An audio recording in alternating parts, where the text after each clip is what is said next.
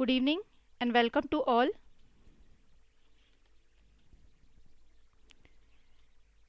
आप सभी का फिलअप फॉर्म में बहुत बहुत स्वागत है। I am Sonali, your EVS teacher. How are you all?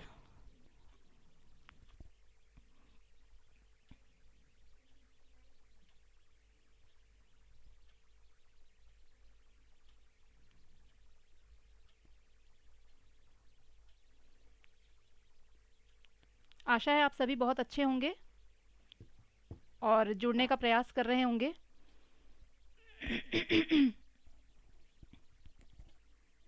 जैसे जैसे आप जुड़ते जाएंगे तो एक थम्स अप शो कर देंगे विथ योर नेम, अपनी प्रेजेंस शो करेंगे।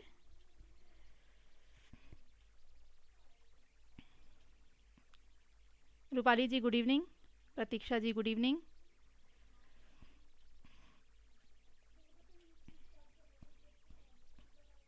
थोड़ी देर हम वेट कर लेते हैं और स्टूडेंट्स के जुड़ने का। तब तक आप सभी बताइए आप लोग कैसे हैं, आपकी तैयारी कैसी चल रही है। और शाहीन जी गुड इवनिंग।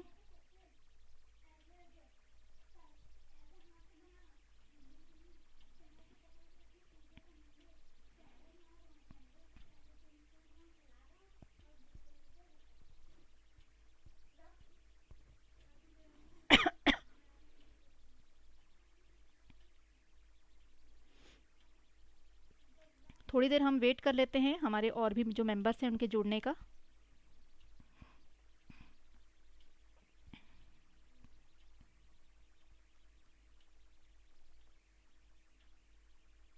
वेरी गुड प्रतीक्षा जी और शाहीन जी।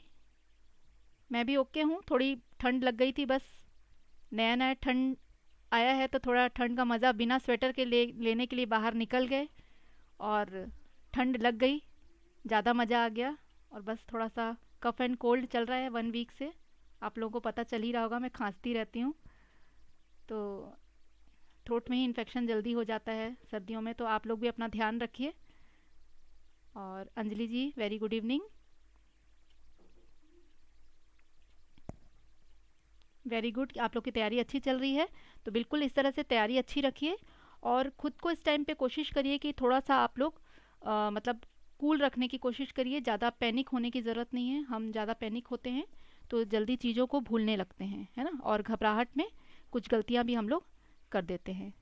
कोई बात नहीं, क्लास छूट गई है तो इसके लिए भी पछताने की ज़रूरत नहीं है। सब वीडियो आप लोगों को मिल ही जाती है तो वीडियो में आप देख सकते हैं, कोई भी दिक्कत वाली बात नहीं है। काजल जी गुड इवनिंग, माही जी गुड इवनिंग। तो अपना ध्यान रखिए। अगर एक छोटा सा टिप्स एज अ टीचर आप लोगों को दे रही हूँ, मैं कभी कभी खुद भी नहीं करती हूँ इस चीज़ पे, लेकिन कभी कभी करती हूँ तो मुझे काफ़ी फ़ायदा होता है कि अगर आप लोग मेडिटेशन नहीं करते हैं तो अपने लिए थोड़ा सा टाइम निकालिए। 10-15 मिनट से स्टार्ट करिए मेडिटेशन करना और पूरे दिन भर में 24 घंटे हैं उसमें से 10 या 15 मिनट खुद के लिए निकालना बहुत अच्छा होता है। अगर आप थोड़ा सा मेडिटेशन करते हैं तो आपका फोकस भी बढ़ेगा, आपकी जो टेंशन है वो भी कम होगी और आप आगे का विज़न भी आपको समझ में आएगा कि आपको क्या करना है। तो आपके माइंड को जो है काफ़ी काम रखता है, शांत रखता है। और मेडिटेशन के बहुत सारे फ़ायदे हैं, हमारे मन को वो बहुत मजबूत करता है। ठीक है, तो ये कोशिश आप लोग कर सकते हैं तो आप लोगों के लिए काफ़ी काम आएगा। तो जिस भी तरह से आप मेडिटेट करते हैं, आप करते तो ज़रूर होंगे क्योंकि योगा वगैरह कई लोग करते हैं तो उन लोग ये सब चीज़ें साथ साथ मेडिटेट भी करते हैं। 10 से 15 मिनट आप स्टार्टिंग में करिए, धीरे धीरे उसको बढ़ा सकते हैं तो उतना भी बहुत होता है। तो ये आप करिए। तो फिलअप फॉर्म में आप सभी का बहुत बहुत स्वागत है और सभी जो आप स्टूडेंट्स हैं आप सभी को चिल्ड्रंस डे की बहुत बहुत शुभकामनाएं। वेरी गुड, रनिंग के लिए आप जाती हैं, अच्छी बात है। रनिंग तो बहुत अच्छा एक्सरसाइज हो गया आपका। मैं भी सोचती हूँ लेकिन थोड़ा सा फिर आलस आ जाता है, पता नहीं क्यों, और फिर रनिंग के लिए पीछे हट जाती हूँ। लेकिन मैं भी सोच रही हूँ कि सर्दियों में खासकर रनिंग करते हैं तो बड़ी अच्छी गर्मी आ जाती है। तो कोशिश करूँगी मैं भी। थोड़ा सा मोटिवेशन आप लोगों से भी तो मुझे मिलता ही है। तो इस तरह से देखिए, एज अ टीचर मैं आप लोगों को अभी पढ़ा रही हूँ बट आप सभी भी तो टीचर ही हैं, है ना। अभी भले यहाँ मुझसे पढ़ रहे हैं पर आप लोगों से भी मैं बहुत सारी चीज़ें सीखती हूँ और मुझे मेरी क्लास जो है वो बेस्ट लगती है क्योंकि मेरी क्लास जो है एक तो रेगुलर सब आते हैं और यहाँ बहुत ही हमारा जो क्लास होती है बहुत सीरियस और बहुत अच्छे से होती है। सब लोग बिल्कुल ध्यान से पढ़ते हैं, कोई भी फालतू चीज़ें, कोई फालतू बातें नहीं होती हैं। और रिलेटेड टू सब्जेक्ट आप लोगों को जो भी दिक्कत आती है उसको आप लोग बिल्कुल बेझिझक पूछिए, ठीक है। तो आप लोगों से मुझे भी बहुत मोटिवेशन मिलता है और ये रनिंग का सुन करके अब मुझे भी मन हो रहा है कि थोड़ी सी रनिंग मैं भी स्टार्ट करूं। थोड़ी सी फुर्ती तो आ जाएगी शरीर में, है ना। सर्दियों के दिन में खासकर ये एक बहुत अच्छा एक्सरसाइज हो जाएगा। चलिए, एक टिप मुझे आज मिल गया, वेरी गुड। चलिए आगे बढ़ते हैं। और जो हमारे न्यू स्टूडेंट हमारे साथ एवरीडे जुड़ते हैं उनके लिए मैं बता दूं कि जो हमारी सीटेट की टीम है वो यहाँ पे आप लोगों को स्क्रीन पे दिखाई दे रही है। वर्षा मैडम सोशल स्टडीज़ की क्लास लेती हैं 9 AM पर। चंद्रशेखर सर मैथ्स की क्लास लेते हैं 10 AM पर। और चंद्रशेखर सर जो है वो कुछ साइंस के भी क्वेश्चंस आप लोगों को बता रहे हैं साथ ही साथ। तो अगर आप अटेंड करते हैं तो आप देख सकते हैं कि साइंस के भी कुछ कुछ क्वेश्चंस बताते हैं। सुखवंती मैम जो है इंग्लिश की क्लास 1 PM पर लेती हैं। रितु मैम CDP की क्लास 3 बजे लेती हैं 3 PM पर। आरती मैम हिंदी की क्लासेस लेती हैं 10 PM पर। और मैं सोनाली आपकी EVS टीचर, और हमारी जो टाइमिंग है 6 to 7 PM है, ठीक है। ओके अंजलि जी, हाँ तो आप सीटेट की तैयारी कर रही हैं? बिल्कुल करिए, सीटेट की देखिए तैयारी करते रहिए, है ना। तो बीएड में अगर आपने एडमिशन ले लिया है तो वो भी ले लीजिए। अब तो एडमिशन लेके साथ साथ आप सीटेट दे ही सकते हैं, तो इसमें भी दिक्कत नहीं है। आगे बढ़ते हैं। और सीटेट की जो हमारी क्लास है ये बिल्कुल फ्री ऑफ कॉस्ट है, इसमें आपको कोई चार्जेस नहीं लगेंगे।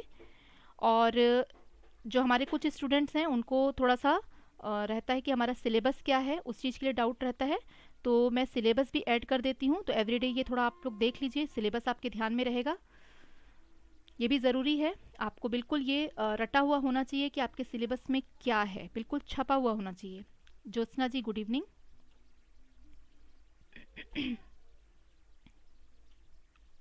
तो ये थोड़ी देर के लिए मैंने पॉज कर दिया सिलेबस, ताकि आप लोग जो नए स्टूडेंट्स हैं वो बिल्कुल क्लियर देख सकें क्या क्या है हमारे सिलेबस में। आगे बढ़ते हैं। आज मैंने आप लोगों को बोला था, ये होमवर्क दिया था वंदना शिवा के बारे में, कि आप लोग थोड़ा पता करके आइएगा। और कुछ मैंने भी यहाँ से सर्च किया और फिर निकाला। मुझे पता था कि वो बहुत अच्छी राइटर हैं जिन्होंने कई सारे जो लेख हैं वो लिखे हैं पत्रिकाओं वगैरह में। और फिर उनके बारे में और भी जो जानकारी मुझे मिली तो वो मैं यहाँ पर लेकर के आई हूँ आप सभी के लिए। क्योंकि ये हमारी जो लास्ट क्लास हुई थी इसमें आई थिंक दीपक जी ने पूछा था कि वंदना शिवा के बारे में आप कुछ बताएं, तो मैंने आप लोगों को भी ये वर्क दिया था। एक मिनट थोड़ा सा आप लोगों के मैसेज पढ़ लेते हैं, मुझे नेट देना। ओके, नेट की भी क्लासेस हमारी अंजलि जी, नेट की भी क्लासेस जो है फिलअप फॉर्म पर अवेलेबल हैं, आप बिल्कुल ले सकते हैं। और वहाँ पे आपको जो जानकारी हो, 9 बजे भी क्लास होती है मॉर्निंग में नेट की, ठीक है। मुझे अच्छा लगता है इसलिए लेती। ओके, मेरी क्लास अच्छी लगती है, थैंक्स फॉर कॉम्प्लीमेंट। वॉइस भी अच्छी लगती है, थैंक यू थैंक यू। मुझे प्रोफेसर बनना है। All the best to all of you, सभी के लिए ऑल द बेस्ट है। जो जीवन में आप लोग बनना चाहते हैं ज़रूर बनेंगे, क्योंकि आप लोग कोशिश में लगे हुए हैं। आप जुड़े रहिए हमारे साथ काजल जी, जैसे जो वैकेंसी आती है फिलअप फॉर्म के साथ आप जुड़े रहेंगे तो आपको अपडेट भी मिलते रहेंगे, ठीक है। चलिए आगे हम बढ़ते हैं, वंदना शिवा के बारे में थोड़ा जान लेते हैं, फटाफट क्लास को आगे बढ़ाते हैं क्योंकि फिर हमें क्वेश्चन भी सॉल्व करने हैं अपने। तो देखिए, Vandana Shiva is an Indian scholar हैं, ये एक दार्शनिक हैं, पर्यावरण कार्यकर्ता भी हैं, पर्यावरण के लिए भी इन्होंने काफ़ी काम किया है। और जो नारी अधिकारवादी जो काम होते हैं वो सब चीज़ों के लिए भी इन्होंने काम किया है, क्योंकि ये एक सोशल एक्टिविस्ट हैं, मतलब सामाजिक रूप से एक कार्यकर्ता हैं। तो इन सब में भी इनका बहुत मतलब हाथ रहा है। और कई पुस्तकों की ये लेखिका भी हैं, कई पुस्तकें भी इन्होंने लिखी हुई हैं। वर्तमान में दिल्ली में स्थित शिवा जो है अग्रणी वैज्ञानिक और तकनीकी पत्रिकाओं में 300 से अधिक लेखों की ये रचनाकार हैं, ठीक है। तो मोस्टली जो है ये एक राइटर हैं, ठीक है। और साथ साथ इन्होंने अलग अलग और भी काम किए हैं, पर्यावरण के लिए भी काम किया है और नारी के अधिकारों के लिए भी इन्होंने काम किया है। तो बेसिकली अगर हम देखें तो ये एक राइटर हैं और कई बुक्स की ऑथर भी हैं, ठीक है, कई सारी किताबें भी इन्होंने लिखी हैं। तो इस तरह से वंदना शिवा जो है हमारे पिछली क्लास में एक ऑप्शन में थी, जिसके बारे में आई थिंक दीपक जी ने मुझसे पूछा था, तो वो आज मैं आप लोगों के लिए ये ले आई हूँ। तो आगे बढ़ते हैं हमारे क्वेश्चन आंसर की तरफ। क्वेश्चन मैं पढ़ूंगी, उसके बाद आप लोगों का टाइम शुरू हो जाएगा और आप लोग फटाफट आंसर करिएगा, ठीक है। तो स्टार्ट करते हैं। The term biodiversity is coined by, जैव विविधता शब्द किसके द्वारा गढ़ा गया है? W.G. रोजिन, रोनाल्ड कॉर्स, रेचल कॉर्सन, उपरोक्त में से कोई नहीं, नन ऑफ अबव। आपका टाइम शुरू होता है अब।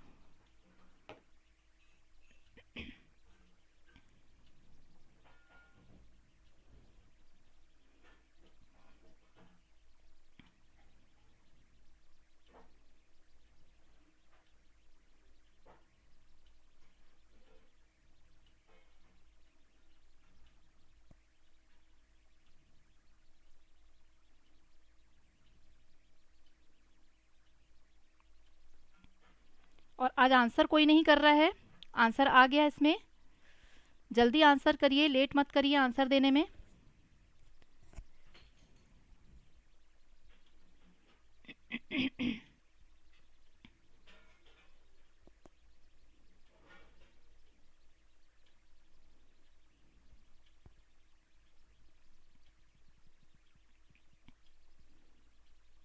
इसका राइट आंसर जो है वो ए है, W.G. रोजिन, ठीक है। आप लोग साथ साथ ये भी काउंट करिएगा कि 20 में से आपको कितने मार्क्स मिले, ये ज़रूरी है। आप कहीं पेपर पेन में लेके बैठ सकते हैं और उसमें नोट भी करते जाइए। और कुछ कुछ खास पॉइंट्स में साथ साथ आप लोगों को बताती जाती हूँ, एवरी क्वेश्चन के साथ, हर क्वेश्चन के साथ आप लोग को कुछ खास पॉइंट्स बताती हूँ। उसको आप लोग क्या करेंगे, साथ साथ अगर आपको ज़रूरत पड़ती है तो नोट डाउन भी करते जाएंगे। इससे आप लोगों का एक शॉर्ट नोट भी रेडी हो जाएगा। Dilip ji, very good evening. आज आप थोड़ा लेट हो गए, ठीक है। वंदना शिवा के बारे में मैंने बता दिया थोड़ी देर पहले ही, क्योंकि हमारी क्लास अब स्टार्ट हो चुकी है। अब हम नेक्स्ट क्वेश्चन की तरफ बढ़ते हैं। क्वेश्चन पढ़ूंगी, उसके बाद आपका टाइम शुरू हो जाएगा, फटाफट आंसर सबको करना है। The conversion of ammonia is nitrate is known as, ammonia का नाइट्रेट में परिवर्तन कहलाता है अमोनीकरण, नाइट्रीकरण, विनाइट्रीकरण, ये सभी। Ammonification, nitrification, denitrification, all of these.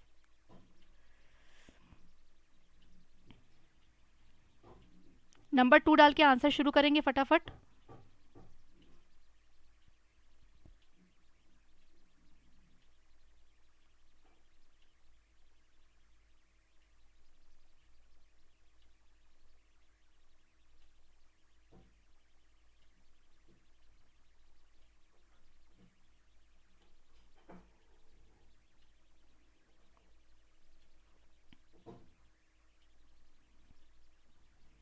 Answer is B, नाइट्रीकरण, नाइट्रिफिकेशन या नाइट्रीकरण। क्योंकि नाइट्रेट में ये परिवर्तित हो रहा है तो नाइट्रीकरण ही होगा ना। अगर अमोनिया में बदलता तो अमोनिफिकेशन होता, ये आपको समझना है, ठीक है। ये कुछ पेपर 2 में भी आपके काम आ जाएंगे, इस तरह के क्वेश्चन भी मैं ले रही हूँ, कुछ पेपर 2 में भी आपके ये हेल्पफुल होंगे। तो अमोनीकरण जो है, अगर अमोनिया बनता तो अमोनीकरण होता, लेकिन ये क्या हो रहा है, अमोनिया से नाइट्रेट में बदल रहा है, इसलिए इसका आंसर क्या होगा, नाइट्रिफिकेशन या नाइट्रीकरण। क्लियर है सभी को? आगे बढ़ते हैं नेक्स्ट क्वेश्चन पे। विच of the following enhance soil fertility, निम्नलिखित में से कौन मिट्टी की उर्वरता को बढ़ाता है? Crop rotation, improve method of agriculture, using new seed varieties, irrigation. फसल रोटेशन, कृषि के बेहतर तरीके, नई बीज किस्मों का उपयोग, सिंचाई। आपका टाइम शुरू होता है अब।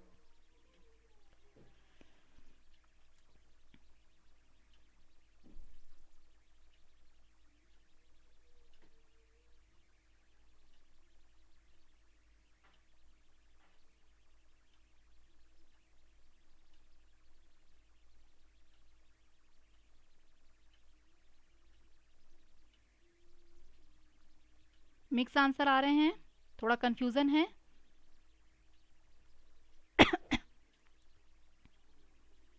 और इसका राइट आंसर ए है, जिन्होंने भी ए लगाया है उनकी बल्ले बल्ले हो गई है, क्योंकि उनके आंसर जो है वो राइट है। ठीक है, अब इसको मैं थोड़ा सा डिस्क्राइब इसलिए करूँगी क्योंकि आंसर हमारे मिक्स्ड आए हैं। देखिए, फसल रोटेशन जो है, जब आप एक ही तरह की फसल खेत में लगाते हैं ना, तो वो मिट्टी जो है उसका बिहेवियर कैसा हो जाता है, उसमें जो पोषक तत्व होते हैं वो एक ही तरह के पोषक तत्व वो पौधा खींचता है, क्योंकि एक ही तरह की आप फसल लगा रहे हैं। पर जब आप अलग अलग तरह के लगाते हैं तो मिट्टी जो है उसका जो उर्वरता है वो बढ़ती किस तरह से है, क्योंकि अलग अलग तरह के पौधों में अलग अलग चीज़ों की ज़रूरत होती है। कोई पौधे जो है उसमें जिंक की ज़्यादा ज़रूरत होती है। अब मान लीजिए आप अदरक ही अदरक लगा रहे हैं, खेती कर रहे हैं तो हमेशा अदरक लगा रहे हैं। अब आपको पता है कि अदरक जो है उसमें जिंक की मात्रा ज़्यादा होती है, तो वो क्या करेगी, मिट्टी का जो जिंक का जो मात्रा है उसको धीरे धीरे कम करने लगी, क्योंकि आप कंटिन्यू एक ही फसल लगा रहे हैं उसमें। लेकिन उसी की जगह आप किसी तरह का दूसरा फसल लगाते हैं तो वो क्या हो जाएगा, जब तक दूसरी फसल लगेगी तब तक मिट्टी में जो जिंक की मात्रा है उसको वो बैलेंस कर लेगी। फसल का चक्रण, यस दिलीप जी ने बिल्कुल सही कहा है, फसल का चक्रण, रोटेशन मतलब चक्रण होता है। तो इससे क्या होता है कि जिस भी चीज़ की मात्रा कम हो गई है दूसरी फसल लगने के कारण, उस चीज़ की मात्रा जो है वो बैलेंस हो जाती है। जो मिनरल्स रहते हैं मिट्टी में, वो मिट्टी में जो मिनरल्स हैं और जो उनकी फर्टिलिटी है वो बैलेंस्ड रहती है, क्योंकि अलग अलग तरह की फसल लगाए जाते हैं। तो सबसे अच्छा तरीका है ये उर्वरता को बढ़ाने का। और कृषि के बेहतर तरीके तो देखिए हैं ही हैं, नई बीज किस्मों का उपयोग भी है ही है, सिंचाई तो ज़रूरत रहती ही है। लेकिन इसमें हम ये देखते हैं कि सबसे ज़्यादा नज़दीक आंसर के कौन है, तो वो है फसल रोटेशन। कई बार ऐसे क्वेश्चंस में लास्ट का जो आपका पॉइंट है डी, इसको हटा दिया जाता है और उसमें लगता है लास्ट पॉइंट में उपरोक्त सभी। अगर इस तरह का क्वेश्चन आपके सामने आता है कि पहला ऑप्शन है फसल रोटेशन, दूसरा है कृषि के बेहतर तरीके, तीसरा है नई बीज किस्मों का उपयोग और चौथा सिंचाई की जगह आपका लिखा हुआ है उपरोक्त सभी, तब यहाँ आपका आंसर क्या होगा, उपरोक्त सभी, मतलब तब आपका आंसर डी हो जाएगा। तो इस तरह से हम देखते हैं कि कभी कभी क्वेश्चन वही रहते हैं लेकिन ऑप्शन अगर एक आध चेंज होते हैं तो उससे आपका आंसर बदल जाता है। तो यहाँ चूंकि हमको किसी एक को ही चुनना है तो जो सबसे ज़्यादा नज़दीक आंसर के होगा हम उसी को चुनेंगे। क्लियर है सभी को?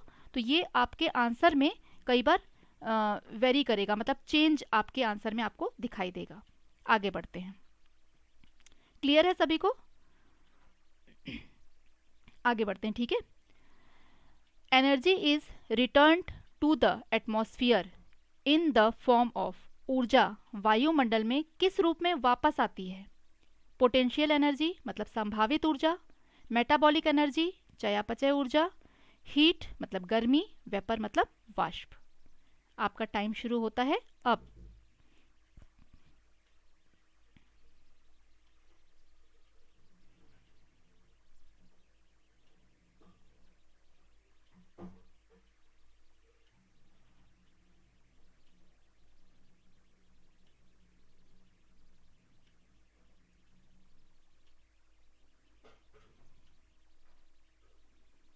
और आंसर है आपका सी। फोर्थ का आंसर किसी का आ नहीं रहा है।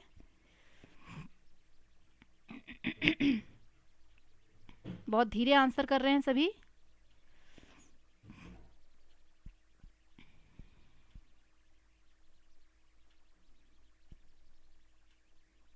आज क्या बात हो गई, सब बहुत सुस्त हैं।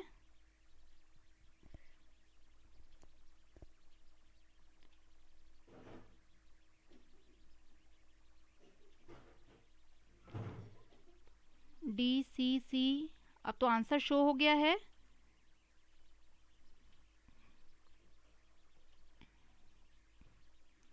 तो देखिए, ऊर्जा जो है वायुमंडल में किस रूप में वापस आती है।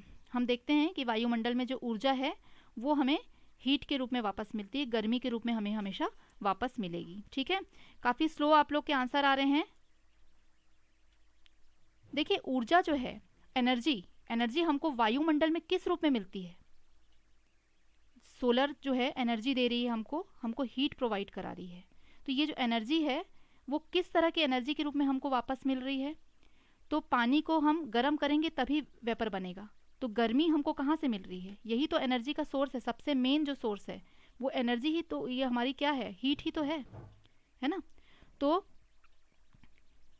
मेटाबॉलिक एनर्जी मतलब हमारे शरीर में जो ताकत होती है, हम जो खाते पीते हैं उससे जो हमारी ऊर्जा उत्पन्न होती है वो, ठीक है। चयापचय मतलब मेटाबॉलिक एनर्जी मतलब हम जो खा रहे हैं, खाने पीने से हमको जो एनर्जी मिल रही है वो।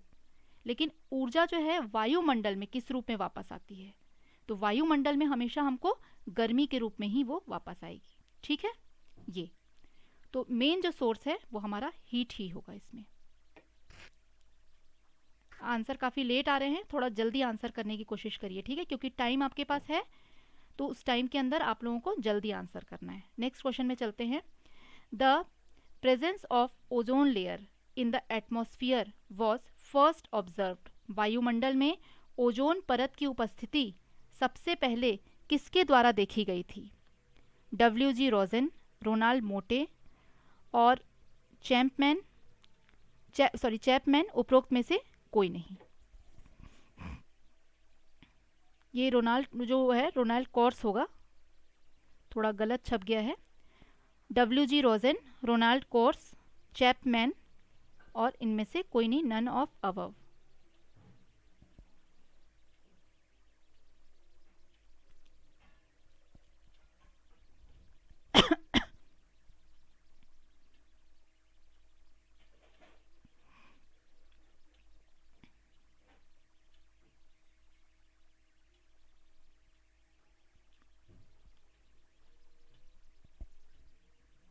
इसका आंसर है सी। आप लोग आंसर आज कर नहीं रहे हैं, क्या बात हो गई? फटाफट आंसर करिए।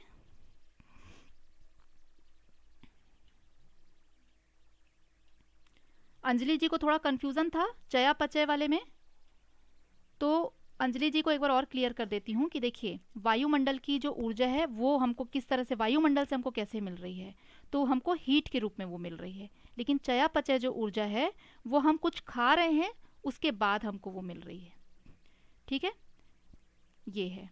और फिफ्थ का आप देखेंगे कि इसको आपको याद रखना होगा कि ये है चैपमैन, ठीक है।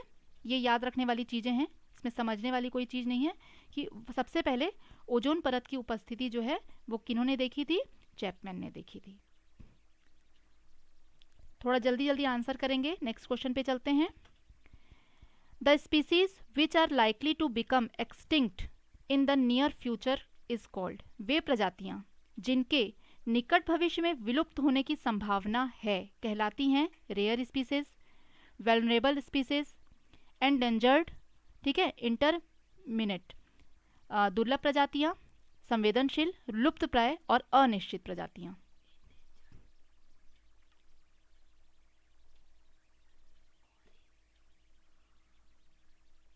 इसमें थोड़ा कंफ्यूजन होगा, उसको आप लोगों का क्लियर किया जाएगा।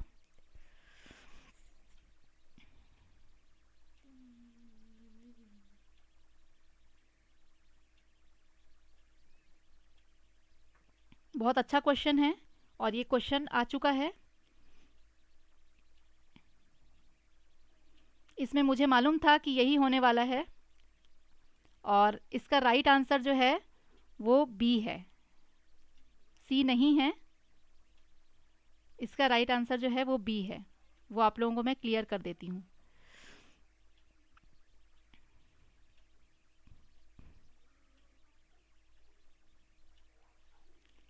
दिलीप जी बिल्कुल ओबीडियंट स्टूडेंट हैं। भाई दिलीप जी की तरह आप लोग भी थोड़ा लाइक शेयर कर दीजिए ताकि और भी लोगों को ये वीडियो जो है वो पहुंच जाए और फ़ायदा मिले सबको। इसका जो है देखिए कन्फ्यूज़न होता है कि लुप्त प्राय प्रजातियां, है ना, सभी को भी लग रहा होगा कि देखिए लुप्त प्राय प्रजातियां होनी चाहिए, लेकिन संवेदनशील प्रजातियां कैसे हो गई, तो वह मैं आपको बताती हूँ कि किस तरह से होता है। देखिए इसमें 4 प्रजातियों के बारे में दिया हुआ है, ठीक है। अनिश्चित प्रजातियां जिनकी गिनती जो है वो अनिश्चित है, क्लियर आप लोग इसको समझिएगा, इसमें गलती होने की संभावना थी, मैं जानती थी ये चीज़। अनिश्चित प्रजातियां वो प्रजातियां हैं, सबसे नीचे वाला मैं आपको समझा रही हूँ, ध्यान से सभी सुनिएगा, कि जिनकी हम गिनती सही से नहीं कर पा रहे, या तो बहुत छोटे जानवर होंगे या अलग अलग जगह में पाए जा रहे हैं, तो वो अनिश्चित है, कम ज़्यादा हो सकती हैं उनकी प्रजातियां, जो गिनती हो रही है वो कम ज़्यादा हो सकती हैं। लुप्त प्राय, संवेदनशील और दुर्लभ। दुर्लभ जो है बहुत कम मात्रा में पाए जाते हैं, लेकिन उनकी जो जातियां हैं अभी फिर भी सुरक्षित हैं, मतलब उनके जो है आगे जो है जनरेशन बढ़ रही है, बट हो सकता है कि कम बढ़ रही हो, पर वो दुर्लभ है, मतलब कम देखने को मिलते हैं। दुर्लभ होना मतलब कोई चीज़ कम देखने को मिलना। ठीक है, अब बचे ये बीच के दो, बी और सी, संवेदनशील और लुप्त प्राय। इन दोनों में अंतर बहुत हल्का अंतर होता है, लेकिन ये आपको समझना होगा। देखिए, लुप्त प्राय प्रजातियां वो होती हैं जिनमें 10 या 12 जो हैं वो एनिमल्स बचे हुए होते हैं, जिनसे कि आगे इनकी जो जनरेशन है वो बढ़ने के चांसेस तब होते हैं जब इनको बहुत अच्छे से सिक्योर कंडीशन में सुरक्षित रूप से रखा जाए, इनकी प्रजातियों को बचाने की कोशिश किया जाए, तो ये प्रजाति जो है ये उस डेंजर से बाहर आ जाती हैं। वो कहलाती हैं लुप्त प्राय प्रजातियां। मतलब लगभग अब लुप्त होने की कगार पर हैं, बट उसकी कम से कम 10-12 अभी भी जानवर उसमें शेष बचे होंगे, तो वो हो जाती हैं लुप्त प्राय। और संवेदनशील में वेनरेबल जो आ जाते हैं, इनमें प्रॉब्लम ये होती है कि इसमें मुश्किल से 1, 2 या 3 ही 4 बचे होते हैं, और वो भी कभी कभी क्या होता है, या तो जो बचे हुए प्रजाति हैं वो सारे मेल होंगे या सारे फीमेल होंगे या बहुत बुजुर्ग होंगे, जिनके अब बच्चे जो है आगे वो पैदा नहीं कर सकते, क्योंकि अगर बहुत बुजुर्ग है, बहुत एज वाले कोई जानवर बचे हुए हैं, तो उनके आगे जो हैं बच्चे नहीं होंगे, तो वहाँ पे उनका वंश खत्म हो जाने की कगार पे है। और अगर सारे ही मेल जानवर बचे होंगे तो भी उनका आगे वंश नहीं चलेगा, और पूरी फीमेल होंगी तो भी वंश आगे नहीं चलेगा। तो ऐसी जो कंडीशन हो जाती है वो कहलाती है संवेदनशील प्रजातियाँ। मतलब इनकी अब संभावना विलुप्त होने की आ गई है, मतलब इनको अब हम किसी भी तरह से जो है आगे रख के इनको आगे प्रजाति को बढ़ा नहीं सकते। क्लियर हुआ आप सभी को? ध्यान से आप लोगों को सुना है अगर, तो क्लियर हो गया होगा। तो ये अंतर होता है, और इसलिए इसका आंसर जो है वो आपका बी होगा। सभी को क्लियर है?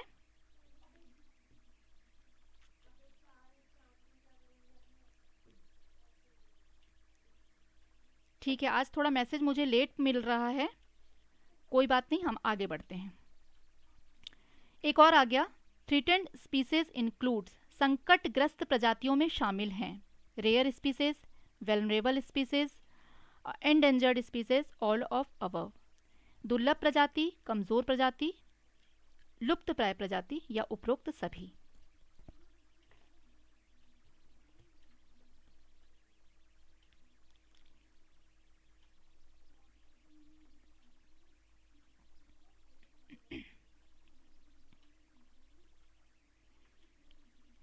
वेरी गुड, सबने लाइक कर दिया है, फटाफट आंसर करिए।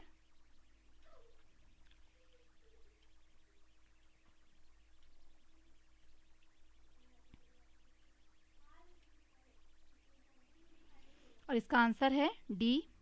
अभी तक किसी का आंसर नहीं आ रहा, आज आंसर भी सब बहुत धीरे कर रहे हैं।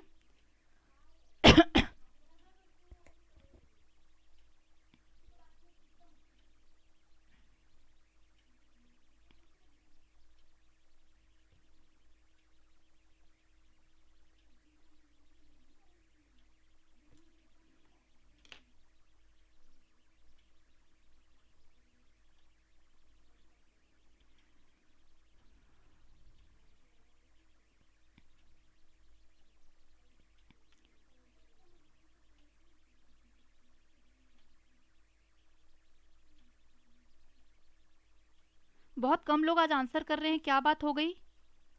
गलत या सही के फेर में मत रहिए, आंसर करिए। गलत भी होगा तो कोई बात नहीं, मेरे भी बहुत आंसर गलत होते हैं, ऐसा नहीं है कि मैं सारे सही आंसर करती हूँ, सबसे गलती होती है, तो गलतियों से तो हम सीखते हैं ना। तो गलत और सही के फेर में मत रहिए, आंसर सबको करना है, पार्टिसिपेशन इज मस्ट। तो देखिए, ये भी आप लोग को एक बार क्लियर कर दिया जाएगा कि दुर्लभ प्रजाति, कमजोर प्रजाति या जिसको कि संवेदनशील प्रजाति भी कहा जाता है, और लुप्त प्राय प्रजातियां, ये तीनों ही एक तरह से देखा जाए तो संकटग्रस्त हैं, क्योंकि ये कम पाई जा रही हैं। हर तरह से देखा जाएगा तो ये कम ही है ना। दुर्लभ कहीं कहीं देखने को मिलती है, वेनरेबल तो अब कुछ समय में लुप्त हो जाने वाली ही है, और लुप्त प्राय मतलब लुप्त होने के नज़दीक पहुंचती जा रही है ये भी। तो ये तीनों ही क्या हो गए, उपरोक्त सभी इसका आंसर होंगे कि ये सभी जो हैं वो संकट वाली स्थिति में हैं। तो संकटग्रस्त प्रजातियों में ये सारे शामिल हैं, सब पर संकट है, क्योंकि सबकी संख्या क्या है, कम है। कहने का तात्पर्य ये हुआ कि इनकी संख्या कम है। संकटग्रस्त का क्या मतलब है? यही मतलब है कि इनकी संख्या जो है वो कम है। क्लियर है सभी को? आगे बढ़ते हैं। थोड़ा आंसर आज मुझे लेट मिल रहा है, थोड़ा जल्दी जल्दी आंसर करिए, ठीक है? आगे बढ़ते हैं नेक्स्ट क्वेश्चन पे। Global warming is a consequence of dash. Global warming खाली स्थान का परिणाम है। Acid rain, green house effect, depletion of ozone layer, radio active fall out. Acid rain, green house प्रभाव, ओजोन परत की कमी, रेडियोधर्मी गिरावट।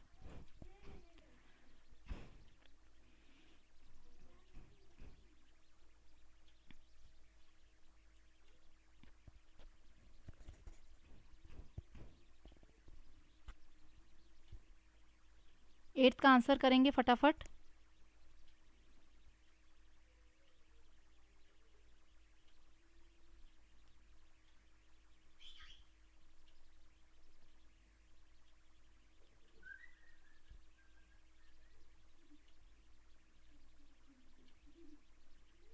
और इसका आंसर है बी, ग्रीन हाउस प्रभाव।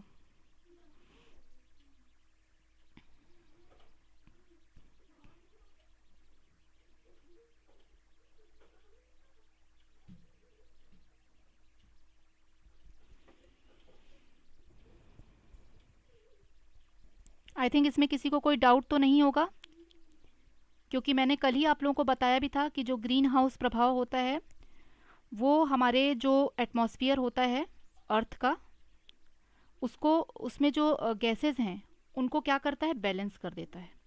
तो जो टेम्परेचर है वो किससे बैलेंस रहता है? ये हमारा जो ग्रीन हाउस प्रभाव होता है, ग्रीन हाउस इफेक्ट जो होता है, उससे हमारा जो अर्थ का टेम्परेचर है वो बैलेंस रहता है। और ग्रीन हाउस प्रभाव किससे होता है? पेड़ पौधों से, जंगल से। तो हमारे जो जंगल हैं, पेड़ पौधे हैं, ये उसको गैसेस को बैलेंस करके रखता है कि कितना ऑक्सीजन होना चाहिए एटमॉस्फेयर में, कितना कार्बन डाइऑक्साइड होना चाहिए, नाइट्रोजन की मात्रा कितनी। तो ये एक बैलेंस जो होता है यही होता है ग्रीन हाउस प्रभाव, ठीक है? तो इसमें तो किसी को भी कोई डाउट नहीं है। आगे बढ़ते हैं नेक्स्ट क्वेश्चन पे। An example of e waste is, बहुत ईजी है, फटाफट आंसर करिए। ई कचरे का एक उदाहरण है paper, plastic, industrial influential, mobile phone. कागज, प्लास्टिक, औद्योगिक अपशिष्ट, मोबाइल फोन।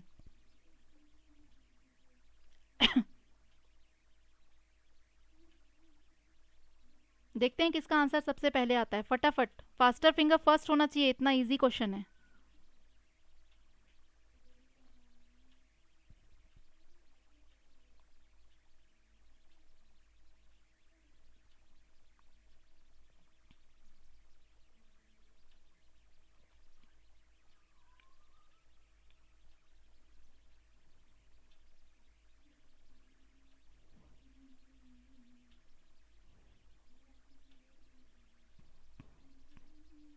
और इसका आंसर जो है वो है डी।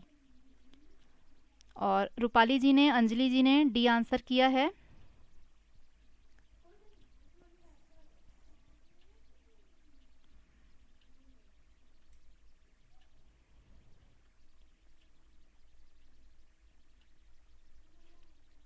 आंसर आने के बाद सब आंसर नहीं करेंगे, आंसर आने के पहले सबको आंसर करना है फटाफट, वो भी। आज आप लोग बहुत ढीले ढाले लग रहे हैं मुझे। इतने दिन से तो बड़ी अच्छी जोश में क्लास चल रही थी, आज थोड़ा जोश कम हो गया है क्लास में, क्या बात हो गई? आज ज्वाइन भी काफ़ी कम लोग किए हैं। आंसर आप लोग जल्दी करिए, हम भी फास्ट कराएं फिर। आंसर बहुत लेट आप लोग कर रहे हो, फटाफट आंसर करिए, ठीक है? आगे बढ़ते हैं नेक्स्ट क्वेश्चन पे। विच of the following is not a water borne diseases. निम्नलिखित में से कौन सा एक जल जनित रोग नहीं है? Measles, typhoid, cholera, hepatitis. खसरा, टाइफाइड, हैजा या हेपेटाइटिस। फटाफट आंसर करिए 10 का।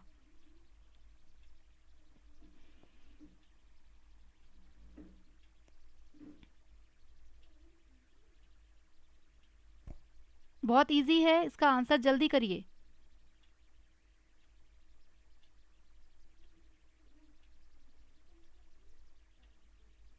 हाँ, आज ज़्यादा तारीफ हो गई। हाँ हाँ, कभी कभी होती है ना, फिर पनिशमेंट भी देती हैं टीचर। आज पनिशमेंट देना पड़ेगा लग रहा है, बच्चे पढ़ाई पे ध्यान नहीं दे रहे हैं। फटाफट आंसर करिए, जल्दी जल्दी जल्दी। जल जनित रोग नहीं है, ध्यान दीजिए क्वेश्चन पे। निम्नलिखित में से कौन सा एक जल जनित रोग नहीं है? तो वो है खसरा। टाइफाइड खराब पानी से होता है, हैजा बी और हेपेटाइटिस बी। जो ए है खसरा वो नहीं होता, जल के कारण नहीं होता है, बल्कि वो एक तरह का क्या होता है, वायरस होता है। वायरस के कारण ये बीमारी होती है। तो ये नीचे के जो तीनों हैं ये जल जनित रोग, ठीक है। और खसरा जो है मिजल्स, छोटी माता जो निकलती है, आप देखे होंगे छोटी माता कहा जाता है उसको, माता बड़ी माता छोटी माता निकलती है ना, वही होता है मिजल्स। उसका क्या लगता है, वैक्सीन लग जाता है पहले से ताकि वो ना हो, ठीक है। क्योंकि ये जल जनित रोग नहीं है, ये एक तरह का वायरल जो है वायरस से होने वाला है, तो पहले से इसकी वैक्सीन दे दी जाती है ताकि आगे चल के अगर होगा भी तो इसका असर हमारे बॉडी पे काफ़ी कम होगा, जिससे शरीर पे दाग वगैरह नहीं होंगे इस बीमारी के। तो जैसे हम लोगों को भी छोटे में टीका लगा है, तो छोटी माता या बड़ी माता जैसे निकल आती हैं तो उसके शरीर पर दाग नहीं रहते, क्योंकि वो छोटी मात्रा में निकलते हैं और कम नुकसान करते हैं, इसलिए इनका टीकाकरण पहले से किया जाता है। तो इसका आंसर होगा ए। आगे बढ़ते हैं नेक्स्ट क्वेश्चन की तरफ। Dash is an organism use to gauge the quality of an ecosystem. Dash एक जीव है जिसका उपयोग किसी परितंत्र की गुणवत्ता को मापने के लिए किया जाता है। डिकम्पोजर, प्रेडिएटर, बायो रिमेंडिटर और बायो इंडिकेटर। डिकम्पोजर शिकारी, जैव उपचारक और बायो इंडिकेटर। क्वेश्चन में ही आंसर का क्लू छिपा हुआ है, ध्यान से देखिए।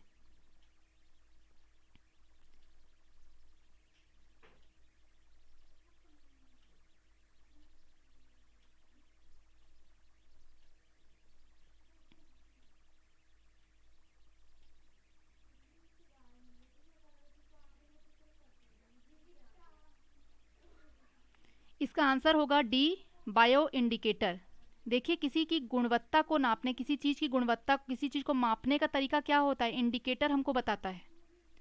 तो उसी तरह बायो इंडिकेटर होते हैं।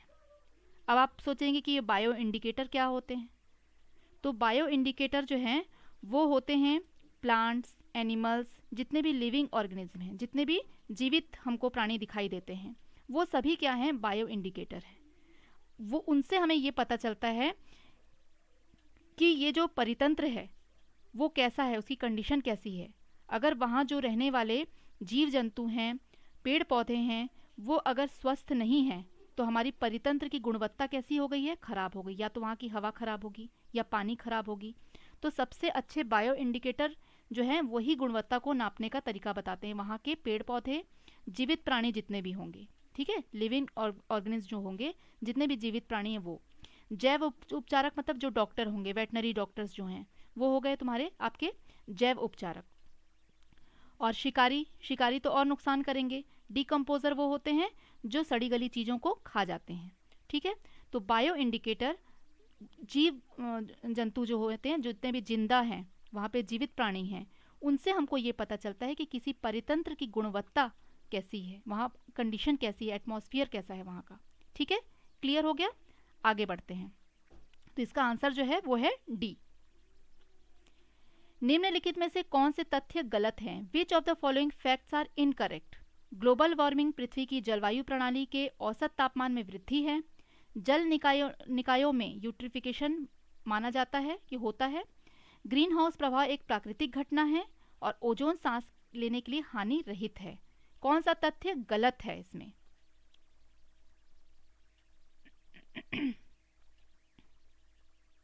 नहीं, गंदे पानी से खसरा नहीं होता है, वो वायरल है।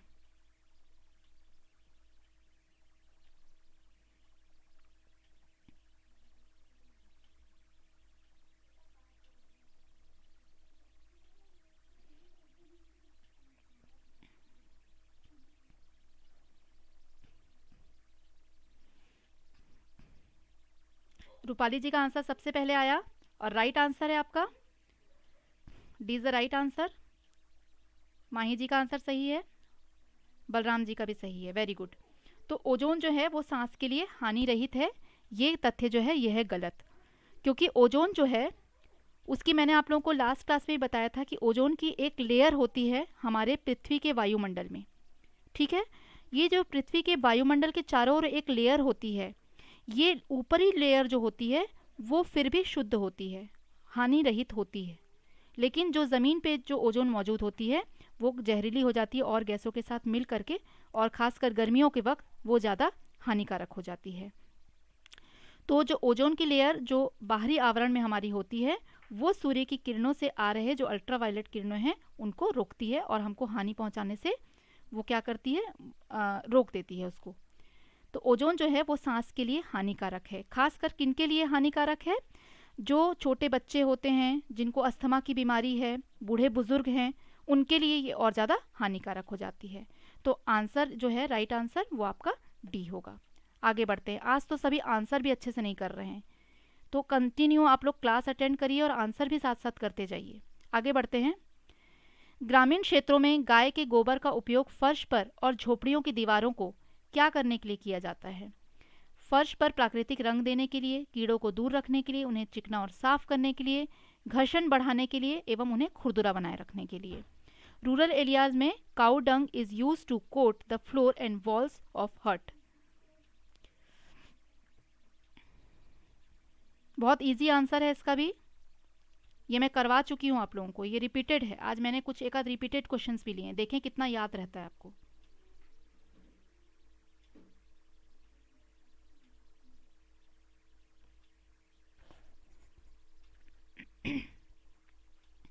जो रेगुलर क्लास ले रहे हैं, माही जी का आंसर बिल्कुल सही है। रेगुलर क्लास लेने वालों का आंसर सही ही रहेगा, जो रेगुलर क्लास ले रहे हैं। जो बीच में आते हैं या रेगुलर नहीं रहते हैं तो ये उनका आंसर फिर कंफ्यूज रहेंगे वो कि क्या आंसर होगा। तो राइट आंसर इज बी। और ज़्यादा लोगों ने राइट आंसर नहीं किया, ज़्यादा लोगों ने एक्चुअली आंसर ही नहीं किया। आज आंसर सब नहीं कर रहे हैं, फटाफट आंसर करिए। तो देखिए, फर्श पर ग्रामीण क्षेत्र में आप देखेंगे कि वहाँ पे गाय के गोबर और मिट्टी मिला करके रंगा जाता है, फर्श को रंग किया जाता है, और कीड़ों को दूर रखने के लिए भी, चिकना करने और साफ़ करने के लिए भी ये होता है। लेकिन सबसे मेन रीज़न इसका, अब इनमें से हमको एक चुनना है, तो इसमें भी हम वही चीज़ देखेंगे कि सबसे ज़्यादा ज़रूरी चीज़ क्या होगी। तो सबसे ज़्यादा ज़रूरी चीज़ है कीड़ों को दूर रखने के लिए, क्योंकि जो पुराने समय का आप देखेंगे तब ये मॉर्टिन या फिर गुड नाइट ये सब नहीं हुआ करते थे, है ना। अभी तो हम एक बार स्प्रे कर देते हैं तो ऑल आउट हो जाते हैं, सारे मर जाते हैं जानवर, हीट स्प्रे ले आते हैं घर पे। लेकिन पहले ये चीज़ें हमारे आसपास में दिखने को भी नहीं मिलती थी। तो तब लोग क्या करते थे, जो गोबर गाय का होता था उससे फर्श को लीपा करते थे, तो इतने कीड़े मकोड़े भी नहीं आते थे और इतने तरह की हमें हीट स्प्रे करने की ज़रूरत भी नहीं पड़ती थी। तो ये एक तरह से नेचुरली क्या करता था, इंसेक्ट को दूर रखता था। तो अगर मान लीजिए इसमें भी आपके पास डी ऑप्शन जो है वो न रह करके उपरोक्त सभी होता, तो आप इसमें क्या करते, उपरोक्त सभी में राइट करते। इस तरह के क्वेश्चन आपको कंफ्यूज करने के लिए आएंगे। तो जब उपरोक्त सभी होगा तो आपका आंसर जो है वो डी हो जाएगा। लेकिन यहाँ आपको किसी एक को चुनना है, तो सबसे ज़्यादा नज़दीक कौन सा है आंसर के, कीड़ों को दूर रखने वाला ऑप्शन, मतलब ऑप्शन बी। ठीक है, तो आगे बढ़ते हैं। Which of the following statements is true about smog? Smog के बारे में निम्नलिखित में से कौन सा कथन सत्य है? Smog is diverted from fog, धुंध कोहरे से उत्पन्न होता है। स्मॉग डाइवर्टेड फ्रॉम स्मॉग, धुंध धुएं से भी उत्पन्न होता है। और smog is diverted from water vapour, जल वाष्प से प्राप्त होता है। या smog divert from both fog and smog, fog और स्मॉग का मिश्रण होता है, कोहरे और धुएं का एक मिश्रण होता है धुंध।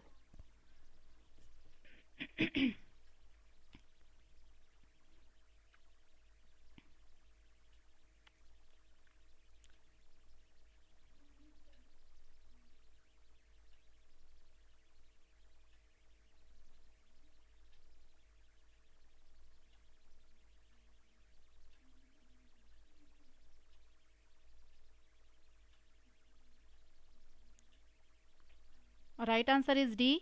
2 लोगों का, 3 लोगों का, यस 4 लोगों का आंसर आ रहा है, सही आ रहा है। Very good, very good, answer तो आने लगे सही। जागो बच्चों जागो, आंसर सही करो आप लोग। अब तो सही आया है, कुछ जाग गए हैं बच्चे, आंसर कर रहे हैं।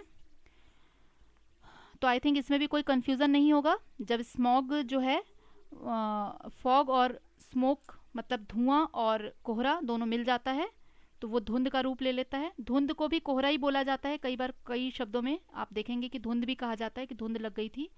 तो वो दोनों जब मिल जाते हैं आपस में तो वो स्मॉग का रूप ले लेते हैं। और उससे नुकसान ये होता है कि सांस लेने में बहुत तकलीफ होती है और बहुत सारी विषैली गैस उसमें आ जाती है। और क्या होता है, जब धुंध लगती है, जब कोहरा लगता है, तो जो हवा है वो ऊपर एटमॉस्फेयर तक नहीं जा पाती है, भारीपन आ जाता है उसमें और वहीं लॉक होके रह जाती है हमारे आसपास में ही, और हमको मजबूरी होती है, हम वही सांस लेते हैं, तो इससे दिक्कत आ जाती है। जैसे आप लोगों ने सुना होगा, न्यूज़ में कई बार देता है कि ठंड के वक्त जो है वो पराली जलाई जाती है पंजाब साइड में, है ना। तो जैसे ही पराली को जलाया जाता है वैसे ही क्या होने लगता है प्रॉब्लम, कि उससे धुआं निकलने लगता है और बहुत ज़्यादा जो धुआं निकलता है वो कोहरे के साथ मिक्स हो जाता है। हवा इधर की होती है तो वो कोहरे के साथ मिक्स हो जाता है और उसका परिणाम ये होता है कि वो स्मॉग में बदल जाता है, कि वो धुआं और कोहरा दोनों मिक्स हो जाता है और धुआं ऐसे ऊपर नहीं जा पाता है बल्कि लॉक हो जाता है वहीं एटमॉस्फेयर पे बहुत लंबे समय तक के लिए। और उस कारण से क्या होता है, जिनको अस्थमेटिक पेशेंट होते हैं, अस्थमा की प्रॉब्लम होती है, उनको ज़्यादा दिक्कत होती है। हाँ जी, माही जी सही कह रही हैं कि एग्ज़ाम तक आप सबको जागते रहना है। ठीक है, तो क्लियर हो गया आप सभी को कि स्मॉग किस तरह से तैयार हो जाती है। और आगे बढ़ते हैं नेक्स्ट क्वेश्चन पे। निम्नलिखित में से कौन से जीव में से किसे जैव निम्नीकरण अपशिष्ट कहा जाता है, मतलब which of the following is said to be a biodegradable waste, मतलब जिनको कि बायोडिग्रेडेबल वो मिक्स हो जाते हैं ज़मीन के अंदर, पूरा मिक्सअप हो जाएंगे। प्लास्टिक, चश्मा, अंडे का छिलका, पॉलीथीन, मतलब पूरी तरह से वो अपशिष्ट हो जाएंगे। फटाफट बताइए, बहुत इजी क्वेश्चन है।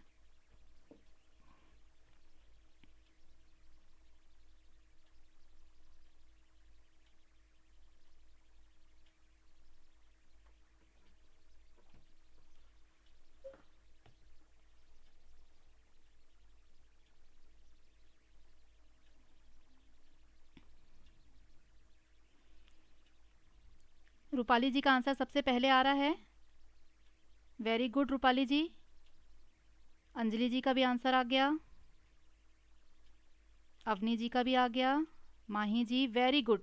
अब जाग गए मेरे बच्चे, अब जोश आएगा थोड़ा, और सबके आंसर सही हैं। अंडे का छिलका ये पूरी तरह से क्या होगा, ज़मीन में डिकम्पोज हो जाएगा, मतलब पूरी तरह से अपशिष्ट बन जाएगा। प्लास्टिक, चश्मा और पॉलीथीन कभी भी नहीं बनेंगे। तो इसमें कोई डाउट तो है नहीं। आगे बढ़ते हैं नेक्स्ट क्वेश्चन पे। The ozone layer is present in, ozone की परत मौजूद होती है, कहाँ होती है। जो बहुत सारे लेयर होते हैं हमारे पर्यावरण में, ऊपर सॉरी वायुमंडल में, वो ओजोन की परत जो है वो किस में मौजूद होती है, मेसोस्फीयर में, थर्मोस्फीयर में, स्ट्रेटोस्फीयर में, या इनमें से कोई नहीं।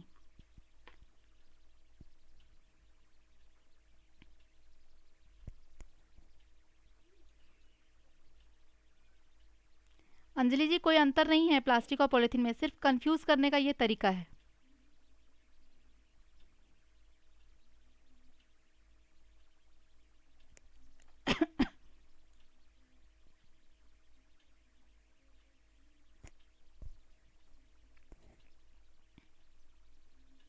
अंजलि जी का आंसर आ गया फटाफट, very good.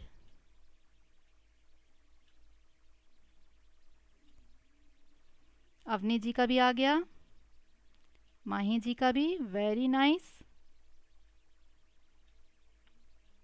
Very good.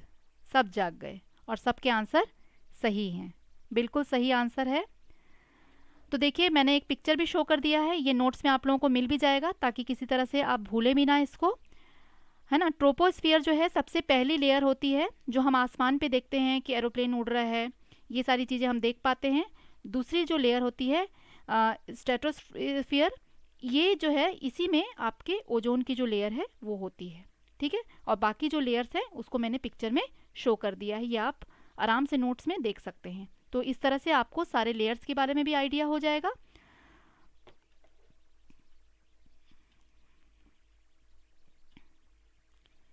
Which of the following are the negative health effect of noise pollution, ध्वनि प्रदूषण के नकारात्मक स्वास्थ्य प्रभाव निम्नलिखित में से कौन से हैं? हाइपरटेंशन, उच्च रक्तचाप, हियरिंग लॉस, सुनवाई की हानि मतलब सुनने में आपको प्रॉब्लम होगी, स्ट्रेस एंड हेडेक, तनाव और सिरदर्द, उपरोक्त में से सभी, ऑल ऑफ अबव। बहुत इजी है, फटाफट आंसर करिए।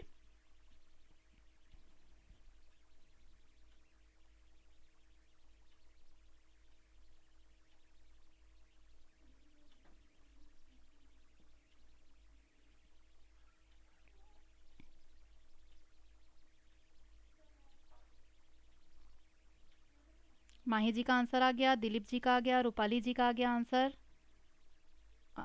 अनीता देवी का आया, अंजलि जी का आया, सबके आंसर सही भी आ रहे हैं। Very good, the right answer is D. Very good.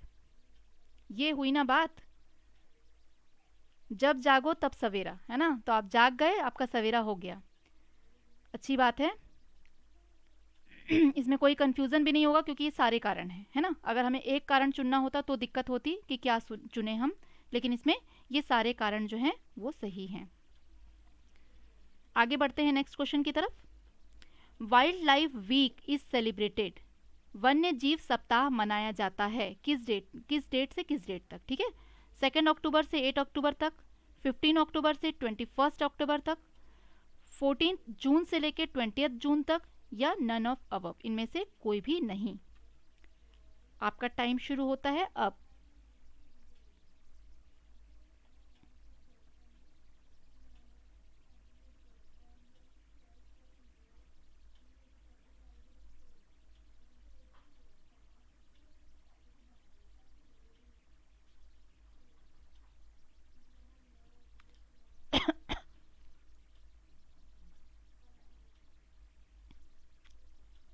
Answer जल्दी करिए।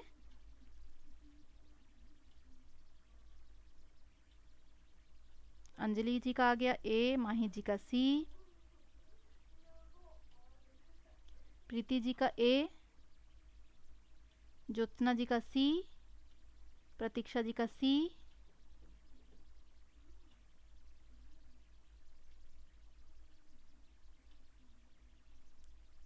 और इसका राइट आंसर जो है वो है ए। 2 अक्टूबर से लेके 8 अक्टूबर तक जो है वन्य जीव सप्ताह मनाया जाता है। ठीक है, तो इसको थोड़ा सा करेक्शन कर लेंगे आप लोग, कोई बात नहीं, क्योंकि इस तरह के बहुत सारे वीक्स मनाए जाते हैं जिनको थोड़ा याद रखना मुश्किल होता है। तो इनका आप एक अलग से नोट तैयार करें कि जिसमें आप ये डेट वाइज लिख के रखें, उनको एक बार रट लें, रटना ही पड़ेगा इसमें, क्योंकि बहुत सारी चीज़ें हमको कंटिन्यू याद तो नहीं रह पाती हैं। मुझे तो बहुत तकलीफ होती है डेट्स और सन याद रखने में, तो मैं उनका अलग से एक बना के ही रखती हूँ नोट्स जैसा, उसमें लिख के रखती हूँ और बिल्कुल रट के जाती हूँ एग्ज़ाम में, क्योंकि ये चीज़ें कई बार हमें दिमाग से निकल भी जाती हैं। ठीक है, आगे बढ़ते हैं। तो इसका राइट आंसर जो है वो ए होगा। ठीक है, आगे बढ़ते हैं। 2 अक्टूबर से 8 अक्टूबर तक।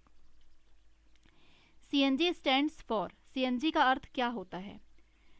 Common natural gas, compressed national gas, compressed natural gas, certified national gas, सामान्य प्राकृतिक गैस, संपीड़ित राष्ट्रीय गैस, संपीड़ित प्राकृतिक गैस, प्रमाणित राष्ट्रीय गैस।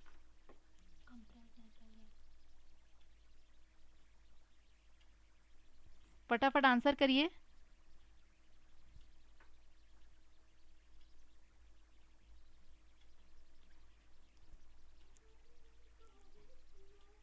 देखिए, इसका आंसर सबका सही होना चाहिए। मेरे बच्चे दौड़ दौड़ के आके आंसर बता रहे हैं, बिल्कुल सही आंसर बता रहे हैं। तो आप लोग सब सही आंसर करिए जल्दी, सबका आंसर सही होना चाहिए। राइट आंसर इज सी।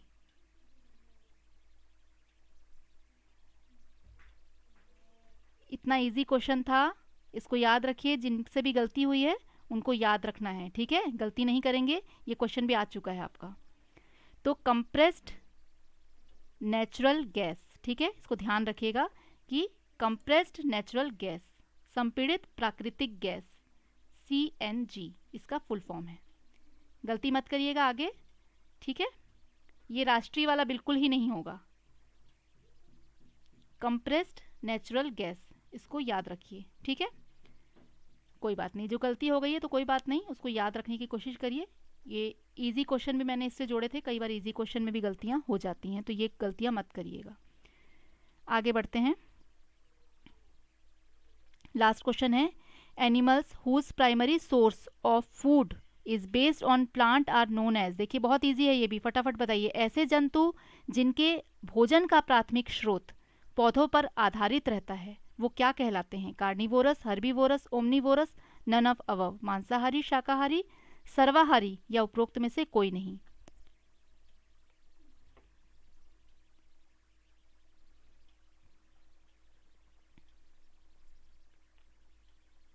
ये मैंने बहुत सारा आपका फूड चेन में बताया हुआ है, बार बार बताया हुआ है, गलती मत करिएगा इसमें।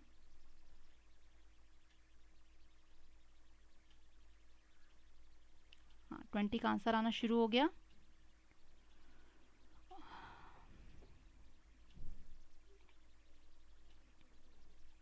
वेरी गुड, नाइस आंसर, सबके आंसर सही हैं। B is the right answer. और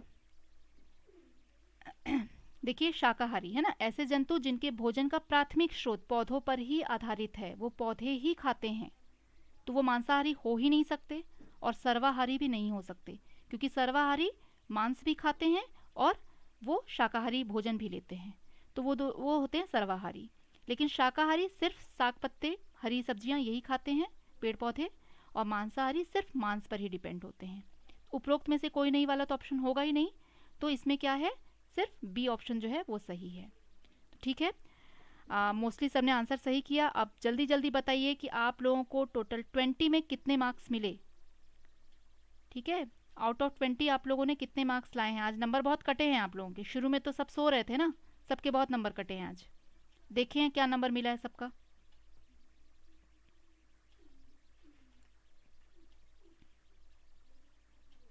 अपने अपने आंसर जल्दी जल्दी शो करेंगे। और जो हमारे साथ न्यू स्टूडेंट हैं उनके लिए मैं बता दूं कि हमारे फिलअप फॉर्म में आप आएँ और सब्सक्राइब करें फिलअप फॉर्म को। और वीडियोस अगर आप देखेंगे, वीडियोस में जा कर के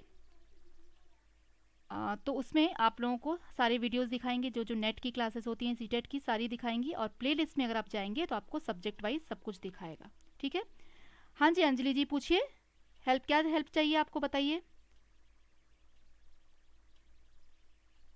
हाँ, प्रतीक्षा जी के मार्क्स अच्छे हैं, 20 में 15 आए हैं, गुड। थोड़ी सी और कोशिश करेंगे तो अच्छा। 14 मिला है अंजलि जी को, नाइस, ठीक है, थोड़ी और कोशिश करनी पड़ेगी।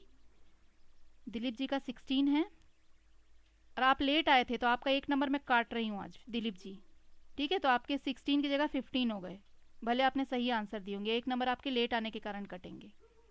ठीक है, अब यहाँ से तो मैं आप लोगों को कान पकड़ के उठक बैठक भी नहीं लगवा सकती, तो नंबर काट लेती हूँ आपके। ठीक है, यही कर सकती हूँ, थोड़ी स्ट्रिक्ट टीचर बन जाती हूँ आज। कल सबके नंबर बहुत अच्छे आने चाहिए। ठीक है, 17 से नीचे जिसके आएंगे उसको 10 टाइम्स क्या करना पड़ेगा, सिटअप्स करवाऊंगी, यहाँ से देख भी नहीं पाऊंगी कि आप सिटअप कर रहे हैं कि नहीं, ये मुश्किल है।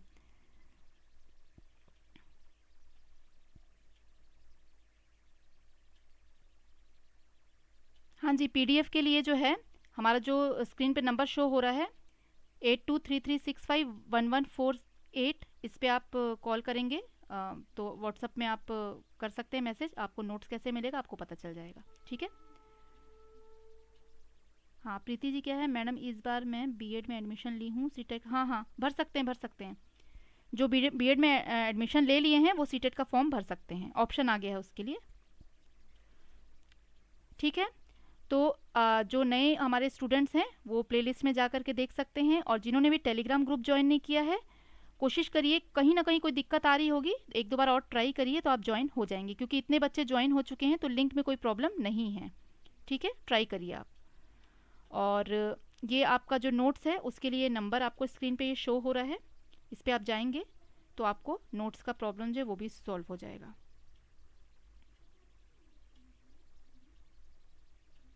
अवनी जी जो हमारी सबसे छोटी लिटिल मेंबर हैं। अच्छा, पीजीटी के लिए ज्योग्राफी की क्लासेस तो नहीं हो रही हैं, एसएसटी की क्लासेस हो रही हैं, उसमें ज्योग्राफी का आपको कुछ पार्ट मिल जाएगा, लेकिन वो सीटेट के लिए आपका चल रहा है ना। तो सीटेट से रिलेटेड जो है एसएसटी की क्लास आपकी होती है मॉर्निंग पे 9 बजे, अंजलि जी से कह रही हूँ, तो एसएसटी की क्लास आप एक बार ज्वाइन करिए, मॉर्निंग में 9 o'clock से होती है, 9 to 10। तो एसएसटी आप एक बार ज्वाइन करके देखिए, उसमें आपको ये तीनों पार्ट मिलेंगे एसएसटी में, ज्योग्राफी, सिविक्स एंड हिस्ट्री। वो मैडम आपको आगे बता सकती हैं इसके बारे में, ठीक है। तो चलिए आज की क्लास हम यहीं ख़त्म करते हैं, और कल बिल्कुल टाइम से आ जाइएगा। जो लेट आएंगे उनके 1 नंबर कट हो जाएंगे मेरी तरफ से। बहुत अच्छा लगा आप लोगों के साथ मिलके, तो कल फिर मिलते हैं। और जिन्होंने लाइक नहीं किया है भाई, वो जा कर के सबसे पहले लाइक करेंगे, और लाइक करके ही क्लास छोड़ेंगे। कल मैं टाइम पर आ जाऊंगा, यस, तो आपके 1 नंबर कल कटने से बच जाएंगे। बिल्कुल टाइम से कल आना है, ठीक है। Good bye all of you, बहुत अच्छा लगा, थैंक्स फॉर ज्वाइनिंग, और बहुत अच्छी क्लास है, गुड क्लास। सो